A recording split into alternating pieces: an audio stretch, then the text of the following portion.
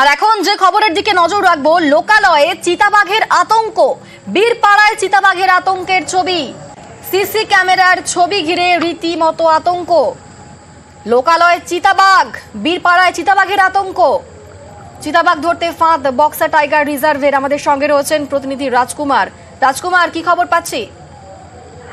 দেখো অনিন্দিতা, আলিপুরদুয়ার শহর লাগোয়া যে বীরপাড়া, সেই বীরপাড়াতে কিন্তু একটি সিসিটিভির ফুটেজ ঘিরে চিতাবাঘের আতঙ্ক ছড়িয়েছে। যেটা স্থানীয়দের দাবি যে সিসিটিভি ওই এলাকার একটা ফ্যাক্টরিতে সিসিটিভির ফুটেজে দেখা যাচ্ছে যে একটি চিতাবাঘ গাছে চড়ছে, এদিক ওদিক করছে, এবং তারপরেই এলাকার মানুষেরা আতঙ্কিত এবং খবর দেওয়া হয় বন দপ্তর। ইতিমধ্যেই কিন্তু বক্সা টাইগার রিজার্ভের পক্ষ থেকে ওই এলাকায় খাঁচা পাতা হয়েছে এবং খাঁচাতে ছাগলের টোপ দেওয়া হয়েছে চিতাবাঘ ধরার জন্য। এবং স্থানীয় মানুষজনের দাবি যে চিতাবাঘের এই আতঙ্ক ছড়িয়েছে, ফলে তারা সন্ধ্যার পরে কিন্তু বাড়ি থেকে বেরোতে পারছেন না। যদিও ঘটনার উপর নজর রাখছে বন দপ্তর। বন দপ্তর পাল্টা জানিয়েছে যে আদৌ ওটা চিতাবাঘ কিনা তা এখনই জানা যাচ্ছে না, তবে নিয়মিত ওখানে বনকর্মীদের টহল চলছে।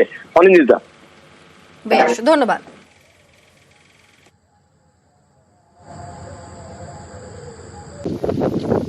भी लगता है। हम लोग को भी डर लग रहा था, वहाँ पर जो है ना रहते हैं हम लोग अकेले रहते हैं यहाँ पे, हम लोग का भी डर लग रहा है ना, तो अपना सामान लेकर निकलते हैं इधर उधर। 8 बजता है बंद हो जाते हैं घर में। যে তো একটা আতঙ্ক থাকবেই, কারণ বাঘ যদি এখানে থাকে তাইলে তো আমাদের পাশাপাশি আমাদের একটা মনে আতঙ্ক অবশ্যই আছে। एक वीडियो सर्कुलेट हो रहा था, उसमें तो क्लियर नहीं था एक्चुअली, थोड़ा डार्क वीडियो था, तो फिर भी हम लोग for the safety of public safety point of view हम लोग ओखाने केज रखा है। ठीक है जी, तो कल शाम को रखा था, अभी तक कुछ खबर नहीं है, कुछ ऐसा एनिमल तो ट्रैप नहीं हुआ है। फिर भी हम लोग 3-4 दिन वहाँ रखेंगे, केज कंटिन्यू करेंगे, देखेंगे कि क्या है।